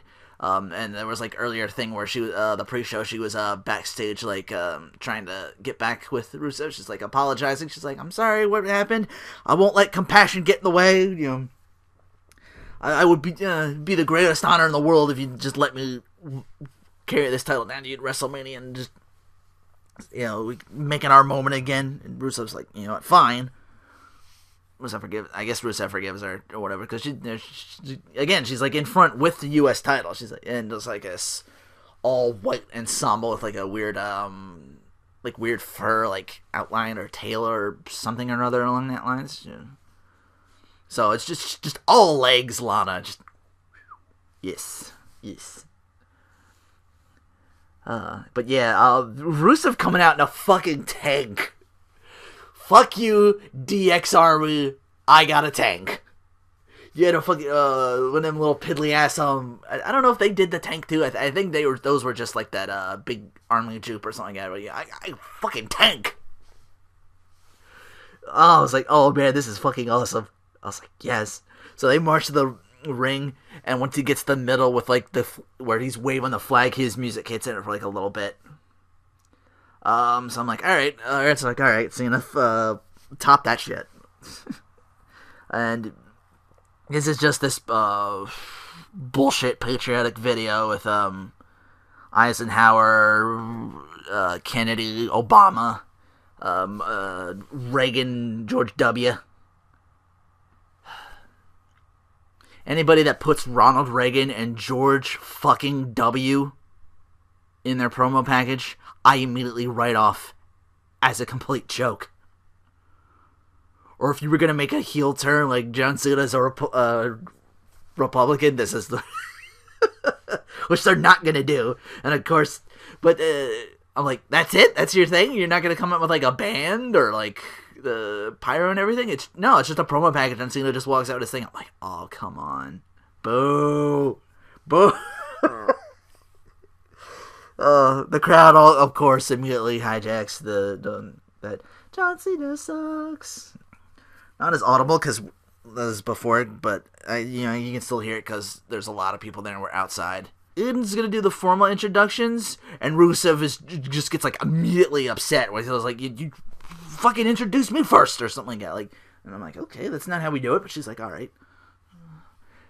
Yeah, so I don't know why. Is it a Russian or / Bulgarian custom to have the champion be introduced first, and then the challenger second? I don't know.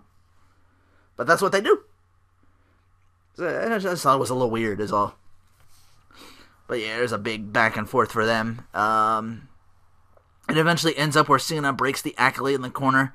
Tries to get the STF on him. He's breaking out of it. And it's Lana. Lana's on the apron. And I think Rusev accidentally knocks her off the apron, leaving Cena to drop him with the attitude adjustment and win the title. So yeah, Lana's down. She's like checking her leg or something like that. Trainer's checking her, and Rusev's just like fucking pissed off. He's been defeated. He's lost his title. So Rusev leaves in a huff, and Lana's just left by herself with the trainer, and Cena celebrates. So, segment. It's an announcement for where WrestleMania 32 is going to take place, and it's in I think it's like April 3rd or something like that in Texas. So, Lillian Garcia introduces Triple H and Stephanie McMahon, and this whole thing was like, I guess, to buy time for the next match for waiting for the sun to go down, so this actually looks kind of cool. We got, 76,976 people in Levi's Stadium. A new attendance record, which might kind of reek of nonsense, because I saw earlier, pan out to the crowd, and were a lot of, not a lot of empty seats, but some. Like, it wasn't like quite the sold-out kind of thing that they were trying to go for, because, again, the build was, like, for this was, like, really shitty. And I guess like, a lot of people weren't even coming in, but it's like, but she starts off like, the new attendance record, and none of this would have been possible were it not for me and my husband, Triple H. Yeah, she just does this, like, she starts off being, like, I guess a promo just like to thank everybody for attending, and then she turns it around and heals it up. So I'm like, yeah, okay, that's pretty cool. And Triple H goes on, he's like, beating Sting was like beating all 76,000 of you. He goes on how we own the fans, the divas, the superstars. And The Rock comes out. He says, you don't own the fans, and you damn sure don't own me. He gets a pop for being an East Bay boy. He was born in East Bay. I don't know. Don't know what that is. But Rock tells him, you got two choices. You can go dress up like Terminator again, or we can create a WrestleMania moment right here, right now. And so they go back and forth. Triple H is like, had a hell of a rivalry, and I remember kicking your ass for most of it, so I got nothing to prove to you. And Rock said, I forget what he said. It's something like, left your... no, it was... The Rock said, I think he said he left his heart in East Bay, but Rock says, Triple H, you left your balls in Stamford, Connecticut. So again, it's like Triple H getting ready to throw him down, and Stephanie slides in, backs them down, as she brings up Rock's grandfather, saying, your entire family owes the McMahon family for this. And fans are chanting for Shane McMahon, which Cole actually brings up. I'm like, oh, interesting. Rock's like, you're talking about the Johnsons and the McMahons, but the truth is, you wouldn't be in power if it weren't for Vince McMahon's Johnson. So Stephanie slaps him, and it's like, it's not the Attitude Era anymore. So she's like, what are you gonna do? Hit me? And Rock's, it's my house, my people, you get the hell out. And Rock's like, alright. He leaves, and he looks around the ring, and in front row is Ronda Rousey. And so he's like, he holds his hand out to her, like, bringing her in, and she just, like, with both her hands, just grabs the barrier and just hops that shit over, and it looks like they're about to start, and Rock's like, I'm not gonna hit a woman, but I got a very good friend to be more than happy to. And I remember, like, aren't Stephanie and Ronda friends? And I'm like, yeah, she does bring that up. She's like, I'm a big fan of her, and vice versa. The 4 Horsewomen were ringside for my SummerSlam match. I was wanted to tell it, tell him how tight we are and everything. Don't let Rock fill your head with hopes and dreams of a WrestleMania moment. It's not going to happen. In the world of MMA, I'd be a fool to mess with you, but this is the squared circle. This is my ring. And unless you're going to enjoy WrestleMania like a nice fan, you can just leave. And Ronda's is like, any ring I step in is mine. You want me to leave? Then make me. And then Steph throws on the bass and tries to tell her to get the hell out of my ring. Rock's like, I've seen that look. She's about to reach down your throat and play jump rope with your fallopian tubes. Triple H is like, he's got a smile on his face. He's like, we're done here. We're done with this. And Rock's like, yeah, we are. And Rock just decks Triple H. He comes out stumbling. Ronda just fucking, like, throws him over her shoulder or some shit like that. She, like, takes her down. And then Stephanie gets in her face. Ronda grabs her arm. It looks like she's about to break it almost. And then she, like, picks her up by her arm and shoves her down to the mat. So Stephanie just is getting the hell out of there. She's like, oh, you get to keep your arm today. Like, just run. And so, yeah, it looks like WrestleMania 32, Rock and Triple H one more time. That thing they've been pushing for, maybe it was like that one SmackDown segment. But yeah, it was a really long segment that I just went through in like a couple minutes. But it was clear they're like trying to buy time because, again, everyone was on Twitter doing that thing where it's that thing from The Simpsons where Mr. Burns blocks out the sun. Have you ever seen the sun set at 3 p.m.? Like, that was...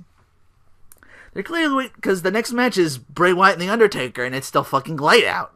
So we get Bray Wyatt with a bunch of these weird zombies or something like that, but it's they're all wearing like the same like a hat and all this tattered stuff, so it's like a bunch of like scarecrows walking on stage, and they start following us. He brings life to them, and he's just like walking into the ring with them.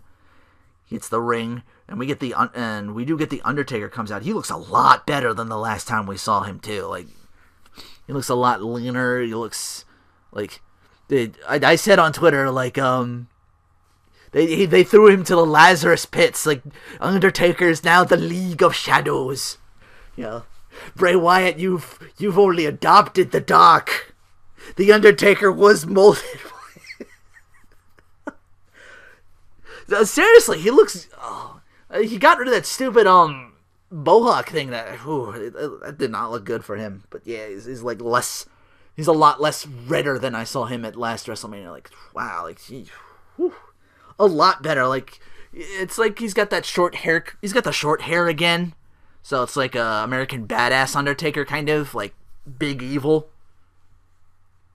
Like heel turn beginnings of Undertaker, like with the short hair and everything. So it looks good. So yeah, this is a really cool match, very back and forth. It's like all Taker for the most part, and then Wyatt just like lands like this like vicious running attack, like the clothesline or whatever the thing he does. It just cuts Taker down, and it looks like we're getting it ends up being there was a point where like they're both down, and Wyatt's, I guess he does like a version of like Undertaker sit up or kip up. Like, he gets up and he does like that little crab walk where he's upside down and he's staring at the Undertaker doing that, and then the Undertaker does his get up thing, and then Wyatt just stops and like flips over the other side, just staring at him in awe, like he's just awestruck with the Undertaker. And I'm like, at that point, I was like, yeah, I think the Undertaker's got this one. As much as I would have liked to see Bray Wyatt actually get a win at WrestleMania that he didn't get last year, because lol, Cena wins. But yeah, this was a good match. You get like a big Sister Abigail moment. Like, he goes for that, and he leaves his throat open for Taker to just like grab him and like power out of that shit. He's mocking the Undertaker at some point with another Sister Abigail. He kisses his forehead. Taker counters it and hits a tombstone. The second one of the night. Like, he actually kicks out of the first tombstone. There was like that brief moment where it's like, maybe Wyatt can beat the Undertaker, because he hits him like with the tombstone, and he has like, it's that shocked moment, that shocked Undertaker moment thing again, kind of. Like, he's just like, shit, I hit him with that and he got up. He's like, oh. But yeah, Undertaker wins, what was it, 22-1 now? Now, we had the Stone Cold podcast on WWE Network. It looks like Chris Jericho's getting it too, and he's going to talk to John Cena for, it's not this Monday, but next Monday, after Raw on the network, he's going to talk to John Cena. Main event time, Samoan versus Saiyan. Roman Reigns versus Brock fucking Lesnar. Reigns is already coming down to the crowd, but man, security is just like all over the place on him. Like, the first thing you see is Reigns just pitch a dude over the side of him, because it looks like he breaks through the little security he has there, and it's like, holy shit, he's getting like a mixed reaction. He's got to go through this 70,000 people. Man. He's got balls, I'll give him that. Well, he's got security too, but yeah, there's, even with that, because there's only like 4 or 5 dudes there with him. Not even that many. I would just bring, it would just be, I should do it like Goldberg. I would just bring in like 7, 8, 10 dudes, like just all the faces of a clock, just fucking surround this dude. It's like that thing where the Assassin's Creed, where the praying people, where you put your hands in and you're just surrounded by these other people and you just like blend in. That's how I would have done that. If I were me, I would have done it that way. If I had that many people like fucking mixed reactions at me, holy shit. So, ballsy doing that. I'll give you credit where credit's due, Reigns. I don't believe that, but that's not totally. I do believe it's not totally your fault for that. But yeah, it's just, again, wrong place, wrong time. Right guy at the right place at the wrong right place at the wrong time, as Heyman said. Starts decking him with clotheslines. He doesn't go for the pin at first. Like, immediately just overpowers him. F5, barely a minute into this sumbitch, and I'm just like, but Lesnar does not go for the pin, and it's just like, he's just looking at Reigns. He's like, let's see what you got. Let's, come at me. Like, fucking, like, holy shit. Like, Lesnar's just getting started. Like, get paid by the hour. Heyman promised me the prison booty. I'm gonna give him one, so I'm not ending it here. And the referee's already like checking on Reigns after that, and Reigns, of course, just like nah. Reigns with 2 clotheslines, and Lesnar doesn't even flinch. Ducks the next clothesline. German, suplex. Well, we already see like. He's done with like Reigns is hitting him with like elbows on right hand, so we've already got like a cut over Lesnar's eye. It's already starting to like you'd start to see like a little blood coming out of it. He's like, I'm like, but again, I'm like thinking The Simpsons. I'm like, some other like Nelson, that first appearance of Nelson. He's like, if they're beating Bart, and he gets like blood on his nose, and he's like, and it's like, Nelson, you're bleeding, and he's like, no, I always get some guy's blood on me, and I'm like, and then he checks his nose. He's like, wait. Yeah, you're right. You made me bleed my own blood. He's just like, and I'm just like, oh fuck. Like Lesnar's, like, you busted Lesnar open and he's still breathing? Holy shit. It's over. I'm like, oh shit. I'm like, here we go. And Lesnar just, boom, immediately beats him down in the corner. Suplex. Lesnar just goes like, Suplex City, bitch.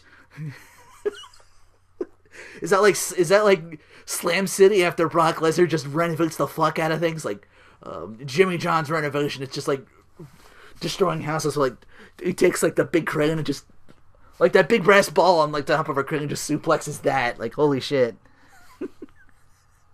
It's like suplex it. Speaking of which, I know the network was getting like a bunch of weird shows. They were getting like the Jerry Springer with a bunch of weird moments. They were getting a fucking Adult Swim inspired TV MA cartoon about them at camp with Seth Green. So I guess he's like doing like the Robot Chicken kind of thing, doing the voices for that. So it was all stuff for the network. There was like a couple of other shows. But anyway, I just remember that. But yeah, it's just suplex after suplex, of course. Referee was warning Lesnar because he's just in the corner and he's just kneeing the fuck out of Roman Reigns. Just bam, bam, bam, bam. And then of course the referee's very, very carefully just admonishing like, yo, you gotta back off this guy now. you want to get disqualified. And there is a point where Lesnar gets thrown to the outside. Charges Reigns off the apron to the floor with like a forearm or something like that. But yeah, Reigns makes it back in at 8, and I think Lesnar gets like almost counted out. Like he probably could have walked away with that match and just been like, but no, not for Lesnar. He's not that kind of heel. So he's not done. He's ready to boot some ass. Cole says we're eventually at like 10 suplexes at some point.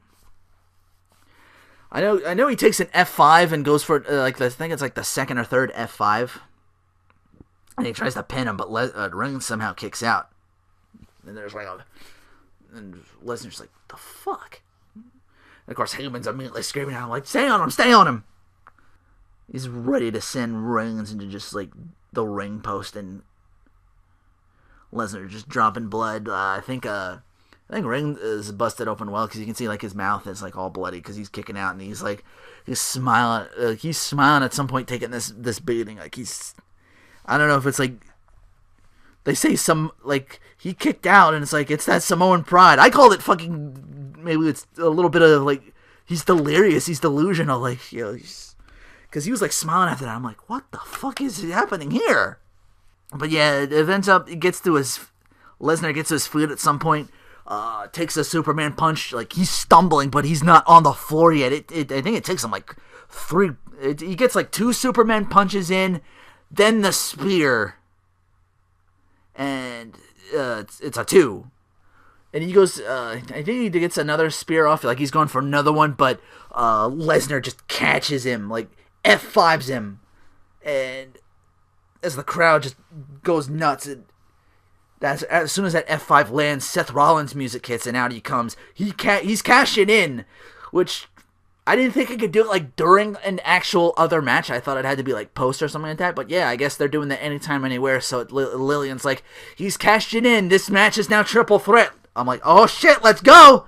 And so, curb stomp on Reigns. No, it's curb stomp on Lesnar. He gets thrown out. Oh no, I'm sorry. Damn it. Thinking again. Because I know he's going for because he goes for Lesnar's. He tries to curb stomp him, and Lesnar catches him now, Rollins, and he goes for an F5 and leaves him open to eat a spear from Roman Reigns. So Lesnar's on the outside. Rollins gets up, curb stomps Reigns, gets the 3 count. So your winner and new WWE World Heavyweight Champion Seth Rollins. So again, Rollins is smart.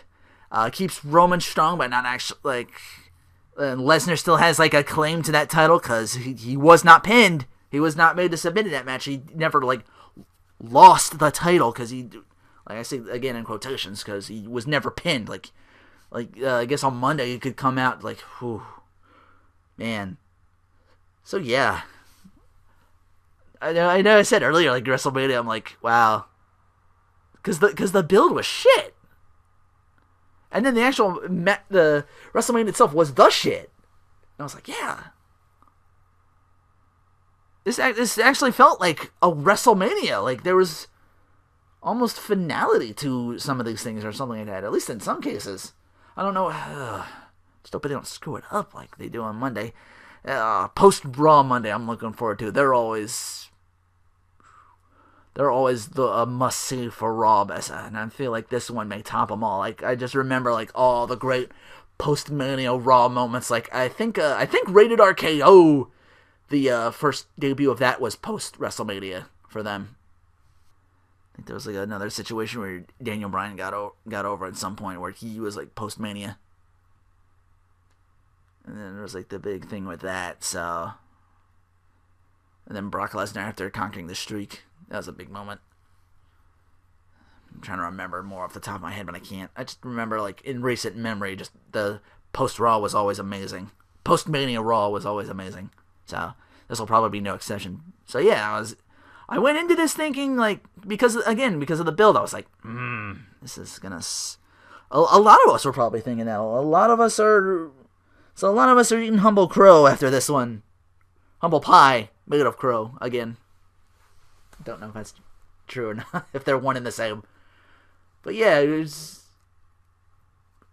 So yeah, we were proven wrong, and we're mildly smug about it. Or Roman Reigns about it, yeah. So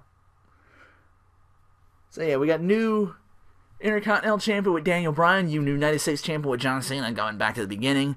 I don't know if I doubt he'll bring back the spinner belt, but it'd be cool if he does, because that was the one spinner belt that actually was like, and I actually liked that design better because it actually looked, because it still had like the US thing and all that stuff. Like, I guess it's because the other title like stayed around for way longer than it should have, and that just became like, eh. And Seth Rollins, but man, what the fuck are you gonna do Monday? Yeah, he's the architect of the Shield. Let's see him architect his way out of a fucking angry Brock Lesnar now without his title, without his... And he's signed on with the company, so... Yeah. Like, he's with them. He's still... He said on SportsCenter, he's in the company still, so...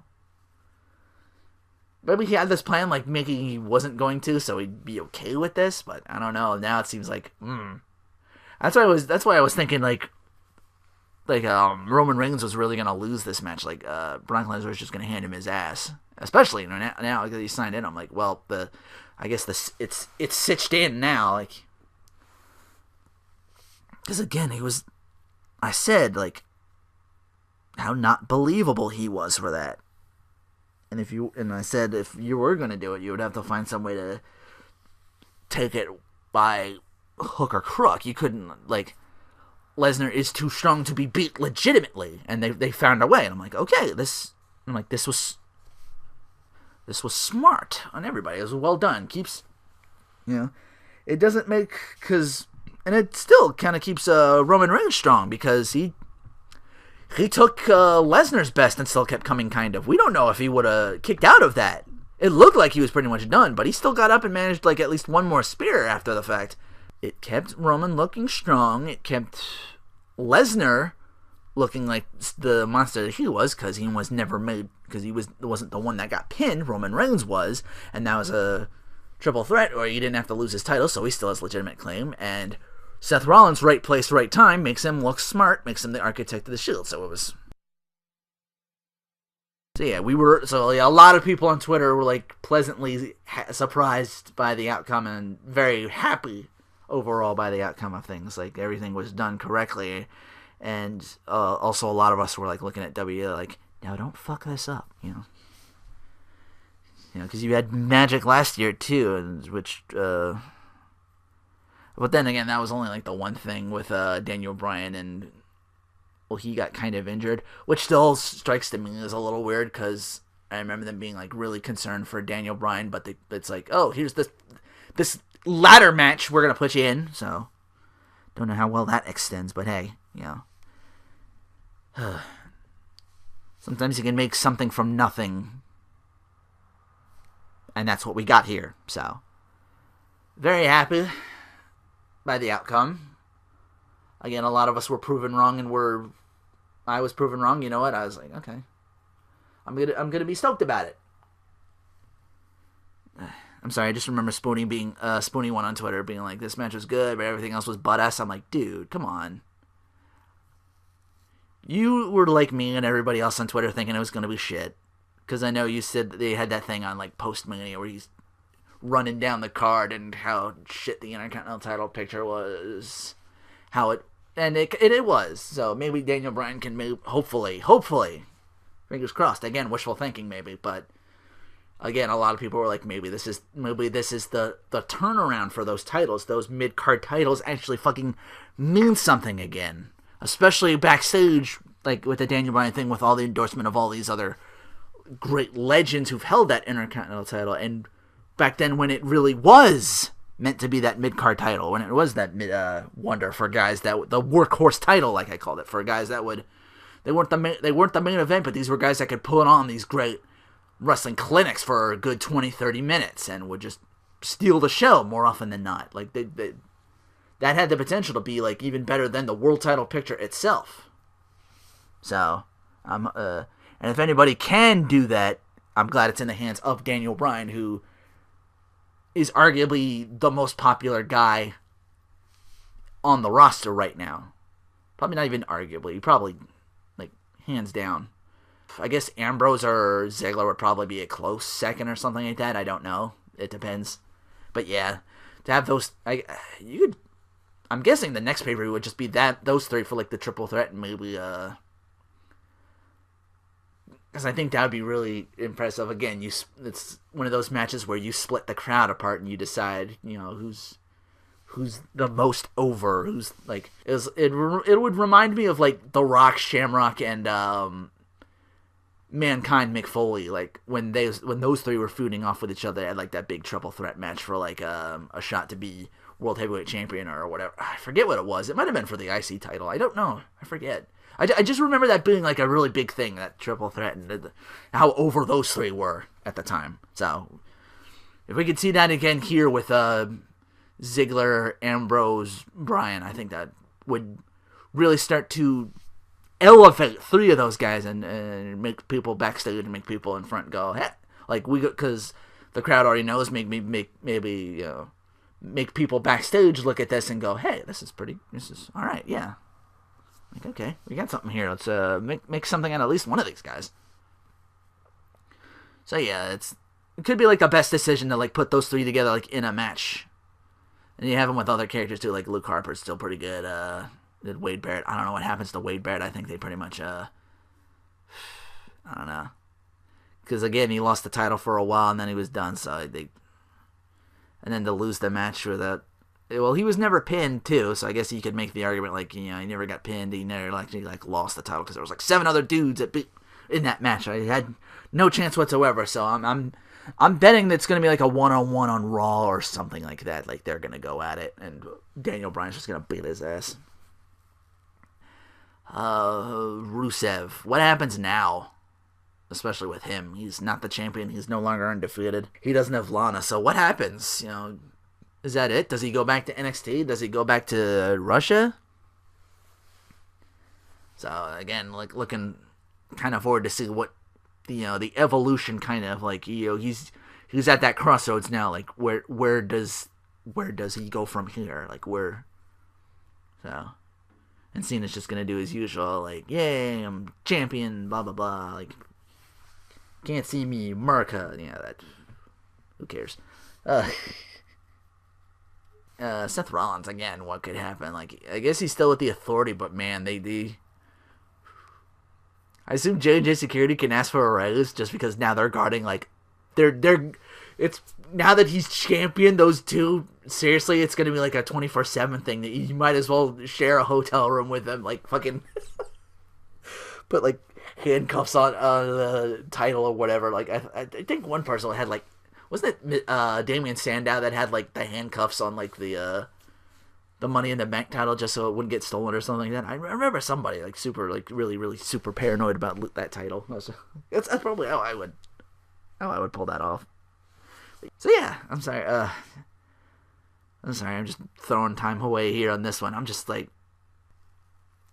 I was wrong, and WWE gets a chance to be Roman Reigns mildly smug about it, and I'm kind of mildly smug about it. I'm like, yay, we're proven wrong. Let's not fuck it up this year like you did last year. And just throw it almost all of it away just for try and redeem yourselves for this match for WrestleMania to. Especially because you could argue like maybe last year was, which was a good WrestleMania, but not as grandiose. Like I think this one blew last year away like leaps and bounds. Like this was like, again, you had a lot more moments I think in this one that stood out rather than last year WrestleMania. Like this was amazing.